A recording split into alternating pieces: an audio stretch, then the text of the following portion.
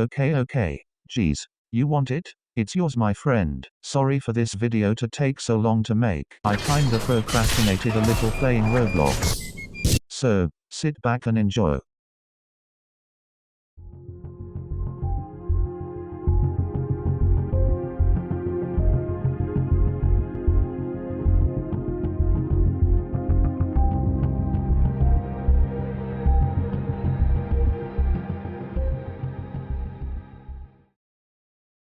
As conflicts and tensions in the Goiki continent started to relax for a while, tensions around Objeakan is finally on its boiling point as nations eagerly want to bring death and destruction towards each other. The Objeakan Wars was one of the worst conflicts existed in Objeakan history, estimating casualties over 80 million lives. Compared to the Great Goiki War, this was 10 times worse. After the Great Goiki War, in the 23rd of September 1924, a new leader was chosen for power whose name was Gunter Schmidt. Unlike the others who wanted for peace and neutrality, Gunter was ambitious and heavily militaristic who wanted to take the entirety of Goiki so there wouldn't be any war or conflict. Because of this, during his reign, Peaconeuan dramatically changed throughout the years and investing heavily into weapons technology and helped the nation into industrialization, almost exceeding the technological advancements of pre-war Yeonleri. In 1926, Grysviden and Peaconeuan had an alliance as they previously had good relations as both nations were utopian governments and have similarities in goals.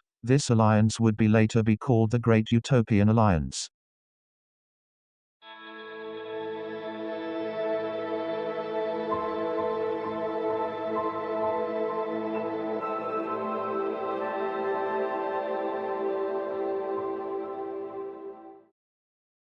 In the same year when the Utopian Alliance was formed, Peaconeuan asked East Sonturnan to come and join the alliance. But since their relations had been soured after the Sonturnan Civil War, it was no surprise that East Sonturnan denied and will only join if they help them with reunifying the Sonturnan nation. Surprisingly, Peaconeuan obliged with this deal as they thought it would be a great testing ground for their armies. So on in midnight of the 23rd of March 1932, the East Sonturnans used one of their old bases as a setup and purposely blew it up and blamed it on the West Sonturnans to declare war on them. It wouldn't be until the 30th of March when East Sonturnans would start to retaliate by doing an artillery barrage around the borders and push into West Sonturnan territory. At first, the East Sonturnans faced heavy resistance from West Sonturnans, losing significant amount of men during the first weeks, but managed to gain a footing. Eventually Peaconeuan came in the 23rd of April after 15 days of mobilization and caught the West Sonturnans by surprise, and is now fighting in a two-front war.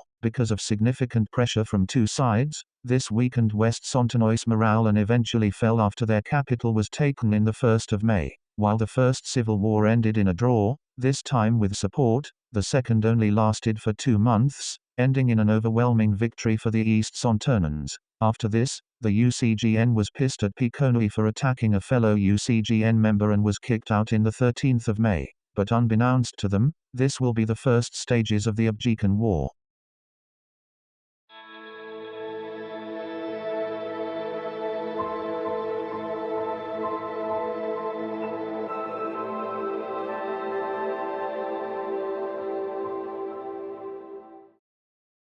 Because of how Peaconeuan has been acting extremely violent in the past few years, and that they've been informed of suspicious Peaconeuan activities near its borders. This led Eveuonia to mobilize its army and strengthen border patrols near Peaconeuan, but this didn't help that they were first in line of Peaconeuan invasion. On the 6th of June, 1938, Peaconeuan commenced a huge attack through Eveuonian borders, but since Eveuonia already knew the invasion was coming, they immediately rained them down with bullets the moment they touched their soil, leading to heavy casualties on Peaconeuan. A few months in, the invasion would later become a stalemate as Eveuonia is covered in thick forests which Eveuonian guerrillas took advantage of and halted many of its advancements. And that half of the nation is cut off by canyons which delayed further Peaconeuan attacks. To prevent another long stalemate, Peaconeuan devised a plan of using scorching tactics where they would burn the Eveuonian forest to not only clear out ways for their troops but to demoralize the Eveuonians as their forests are very symbolic to them. But they'll soon realize that this encouraged the Eveuonians to fight harder to protect as much of their forests as possible. Nevertheless, after months went by, thousands of acres of their forests were burned down, and all Eveuonia could do is to watch. After a year went by, 30% of Eveuonia's prized forests were burnt down, leading their troops to become more demoralized. Finally, on the 15th of February, 1939, Peaconui encircles and captures its capital city of Tortona, leading to the fall of Eveuonia. Peaconui had managed to defeat the most bravest and toughest nation in Goiki, which thought to have been impossible, bringing panic into the UCGN that Peaconui is much of a bigger threat than expected, which also became the starting point of the war.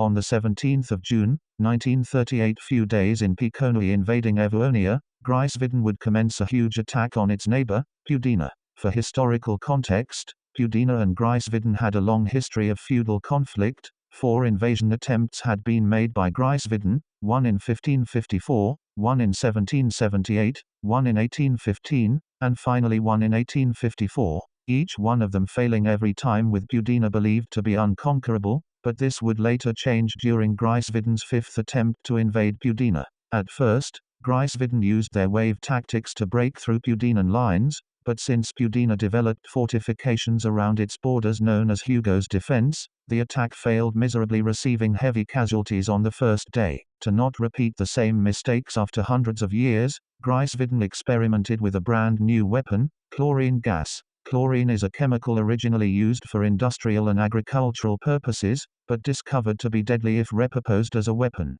After this discovery, Grysviden would enhance and refine these destructive capabilities to what we know as today. On the 21st of June 1938, Grysviden would release gallons of gas into front lines of Hugo's defense and would prove to be deadly, as the attack either killed or injured many Pudenian soldiers, but would also injure many Grysviden soldiers when they walked into these gas clouds without the thought of killing them too. Nevertheless, with this new weapon, they created an entryway into Pudiena's defenses, and Grysviden steamrolled through Pudienan territory, inflicting many Pudienan casualties including civilians. Due to these often gas attacks, soldiers began to create makeshift masks, which is cloth impregnated in liquid substances, to counteract this new weapon, until the first gas filtering masks were issued to Pudienan soldiers in 1939. Sadly, they introduced the gas mask too late, as their army was already weakened from the gas. After Pudiena's capital has been taken in the 12th of August 1940, the president of Pudiena,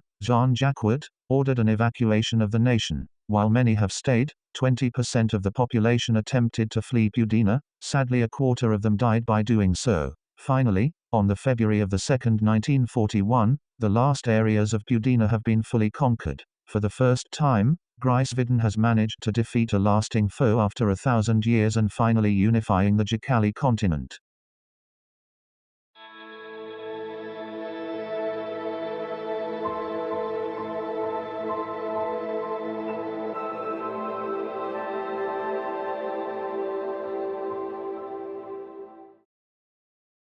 After finally unifying the entire Jikali continent, this didn't satisfy Grysviden enough, and decided not only they will unify just the Jikali continent, but to annex their arch-enemy, Ortana, as well. Not only they had some tensions between Pudiena, but they also had a very long feud between Ortana as well, and throughout history fought in countless wars with each other. After a huge moral-boosting victory of defeating Pudiena, Grysviden confidently believed that they are powerful enough to take Ortana. So in the night of the 2nd of February 1942, Grysviden would commence a surprise attack on Ortana by invading their controlled section of Algebria.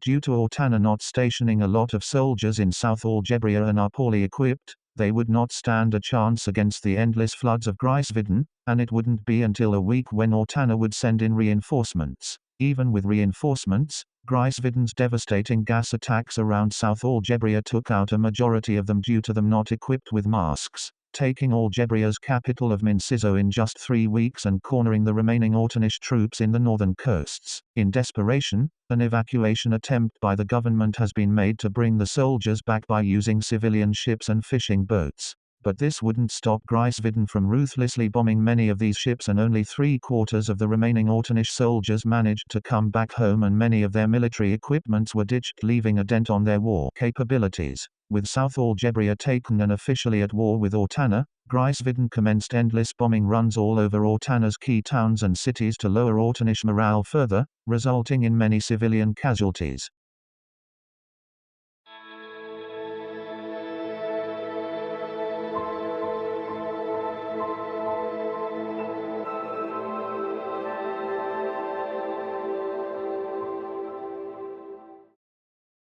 Meanwhile, in the Goiki continent, Derenaristan became the last bastion from Peaconeuan rule in South Goiki and knew that an invasion would be inevitable. So it's no surprise that after 3 years of military build-up, on the 12th of March 1942, Peaconeui commenced Operation Scorpion, which was to invade the Direnic land. In the first weeks of the battle, Peaconeui managed to take significant amounts of territory from them, including their capital city of Nora, and despite their capital being captured, Direnic soldiers were undeterred and continued on fighting. As Peaconeui managed to corner them near to the coasts, Derenaristan built many defense systems such as trenches, barbed wire, and land mines around territory that was yet to be taken from them, in an attempt to defend much land as possible while not taking more casualties, leading this battle into a siege-like stalemate.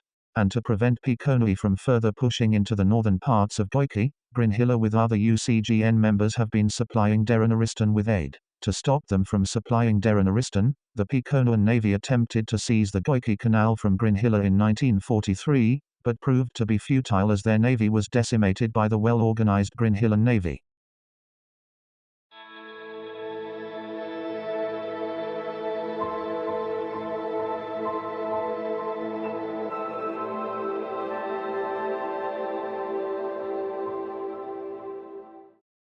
After the small victory in South Algebria, Grysviden began making plans to move further down south to the Yeonerian continent, where their southern foe, Yeonleri, lies ahead.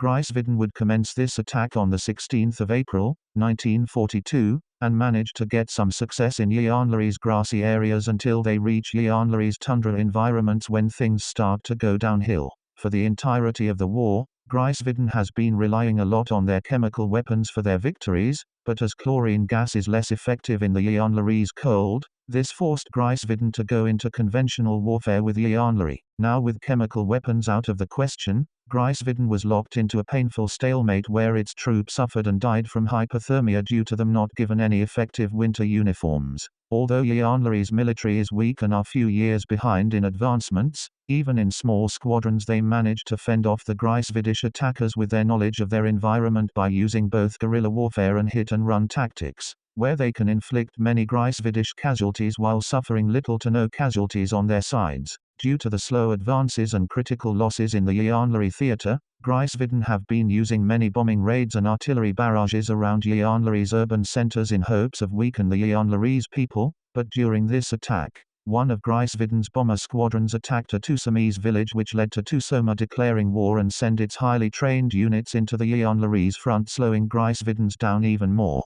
When advancing from the north via ground and air forces proved unsuccessful and caused them over millions of casualties, Grysviden attempted to invade them via their shores in hopes of better results. So in the 3rd of March 1943, they sent a small fleet of 12 ships, with also a joint of Peaconeuan cruisers and destroyers, to the Yeonerian coasts. Unfortunately for them, Yeonleri already fully expected this to happen, so their navy were on full alert. Once scout ships were alerted by the Utopian fleet, Yeonleri sent in their fleets and prepared for battle. On the 16th of March, the Utopian fleet were caught by a surprise, as they were ambushed by Yeonleri warships. With Yeonleri getting the upper hand, they managed to disable most of the Utopian fleet's weapons and were one by one picked off by the Yeonleris when attempted to flee. With Grysviden's invasion via the coasts proved unsuccessful, only 6 Utopian ships managed to escape after the battle.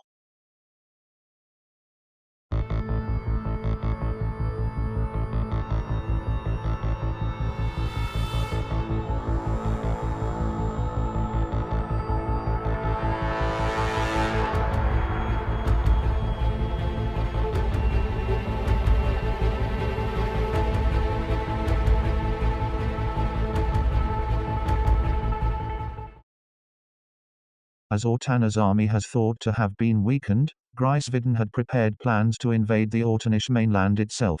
Now the only thing that was preventing this plan was Ortana's last holding force, the Royal Ortanish Navy, who controlled the Pollinis Sea and had been for many years. So in order for Grysviden to invade the mainland itself, they must defeat their navy and control the Pollinis. As Grysviden recently taken South Algebria, they used it as their gateway into the Pollinis without any resistance by Ortanish coastal batteries. But unbeknownst to them, they forgot to put account that the Pollinis was also filled with mines and left a quarter of their ships to either sunk or be heavily damaged. Despite the mines taking a toll on them, the Grysvidish navy pushed on and finally met face to face with the Ortanish navy. As the battle commenced in the 19th of May 1943, Grysviden took a heavy toll during the fight, not only from the landmines but that their ships were poorly manned and supplied from the beginning compared to the much more better and powerful ships Ortana had. When the battle was over, Ortana won by a landslide, showing that it was yet to be finished and will continue to fight on, cancelling Grysviden's invasion attempts entirely, with them more focusing on the bombing raids instead.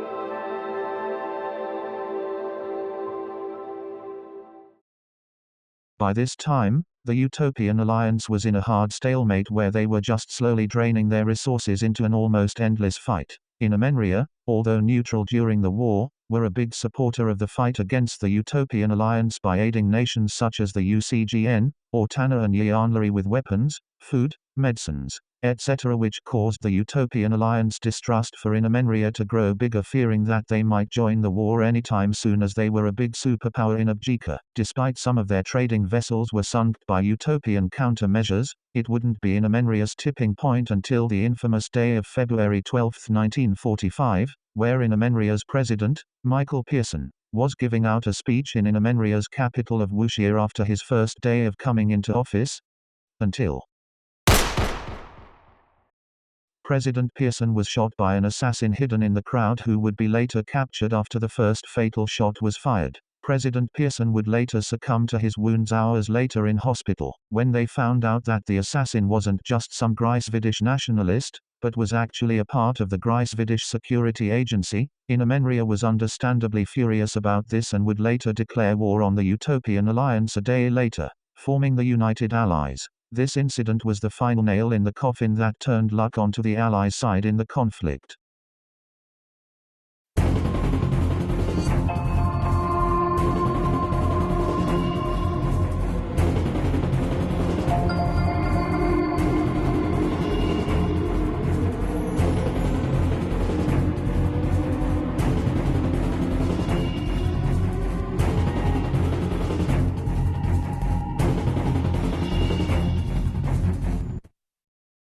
As soon as Inamenria joined the fight, the Utopians knew that they had no chance of winning this war. In a desperate attempt, Grysviden and Peaconeuan sent all of their naval powers to cover the Aquadinian Ocean in an attempt to prevent the Inamenrian navy to reach the Deucalion and Goiki continents. The first shells would be fired in February 16 when one of Objeakan's biggest naval battles would commence, where both sides fought for dominance in the oceans. Due to how Grysviden couldn't afford to replace their losses in ships compared to the powerhouse of Inamenria's shipbuilding, they began to be pushed back closer to their homeland, mostly relying on their submarines and mines to do most of the work. Meanwhile, Peaconeuan was doing a little better at fending off the Inamenrian navy, even managing to push them back a few times, but is still limited due to Grysviden's lack of naval support. After a year of fighting, due to Grysviden losing many of its ships and high casualties, their navy had no choice but forced to retreat, leading Inamenria to be the victorious on 5 January 1946. With the Inamenria dominating most of the Aquadinian,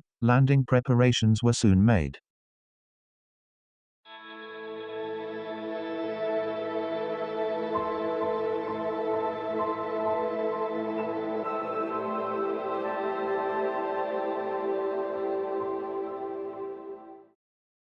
With the Pudiena town of Jesuan to be their landing grounds, waves of aerial bombardments would be made throughout Grysvidish territories, targeting its industrial capabilities, specifically its infamous gas production plants, severely impacting Grysvidish war capabilities. Finally, on the infamous day of February 10, 1946, Invasionia commenced their landing operations on Jesuan. Despite many of Grysvidish coastal defenses being disabled by aerial strikes, the battle became a bloodbath as thousands of Invasion soldiers died in this battle, many of whom didn't even got to leave their boats before dying. After hours of relentless gunfire and heavy resistance, the beach was soon captured by the Invasians and a beachhead was successfully formed.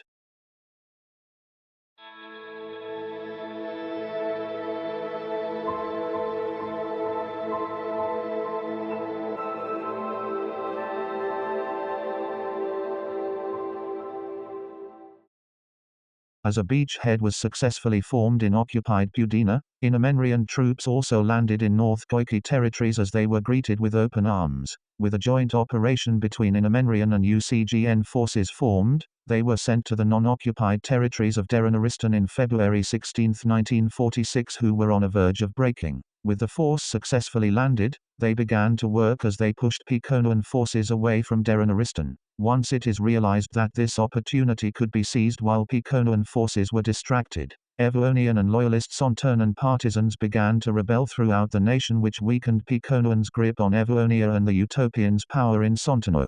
Once the joint force pushed into Eveuonian and Sonturnan territories, they were joined by partisans who would gladly work beside them. By early 1947, the Peaconeuan military was in shambles and Sonturnan, Peaconeuan's ally, had already surrendered in the 10th of December 1946. In the 7th of April 1947, Peaconeuan surrenders after their capital, Peaceland, had been captured and its leader, Gunter, committed suicide before he could be captured. With Peaconeuan and Sonturnan out of the war, Grysviden was now all alone in the fight.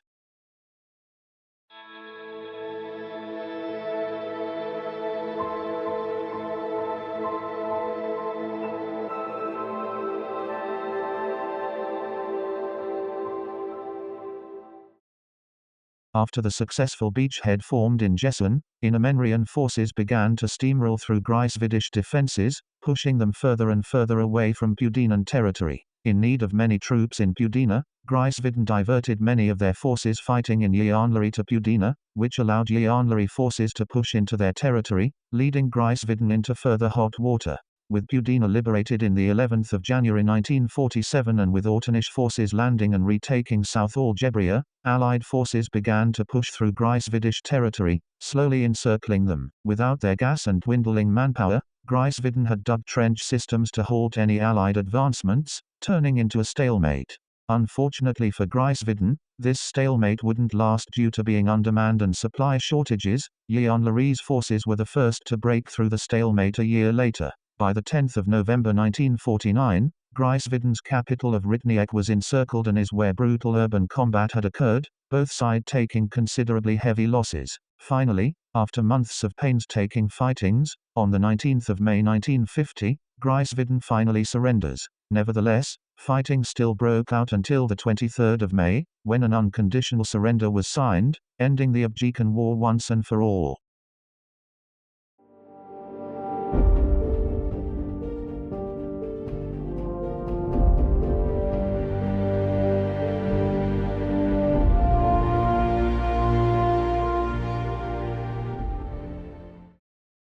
After the war, Grysviden was changed into a democratic government. Its territories were split into new nations such as Rataska, Saharistan, and Shora, and hasn't been able to recover its industrial capabilities since. Peaconeuan, on the other hand, which was changed into a parliamentary republic, had to give huge chunks of their northern regions to Eveuonia. Sonturnan was once again in control of the loyalists, although not greatly punished and only needed to surrender small parts of its territory, was greatly affected by the war as its economy collapsed and unemployment rates rose significantly, which took them years for recovery.